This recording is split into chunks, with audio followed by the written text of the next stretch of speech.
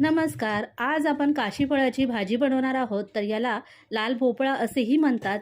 ही भाजी बनवण्यासाठी आज इथे मी पाव किलो भोपळा घेतला आहे. याचं हे जाडसर असणारं साल काढून घ्यायचं. काही जण काय करतात, ही भाजी बनवताना हे साल असंच ठेवतात, पण मी येथे काढून घेतलं आहे. आता ह्या भोपळ्याचा आपल्याला असा बारीक बारीक कापा करून घ्यायचा आहेत, म्हणजे तुकडे करून घ्यायचे आहेत.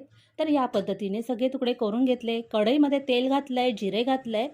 त्यानंतर हिरवी मिरची 4 ते 5 आणि लसणाच्या पाकळ्या मिक्सरमध्ये बारीक करून यामध्ये मिक्स करून घेतलं आहे. 1 ते 2 चमचे हळद पावडर आणि लाल तिखट पावडर घातली आहे आणि कापलेला भोपळा यामध्ये घालून छान असा मिक्स करून घेतला. चवीपुरतं मीठ घातलं आहे आणि झाकण ठेवून 5 ते 6 मिनटं याला वाफ काढून घेतली. अगदी झटपट ही भाजी शिजते.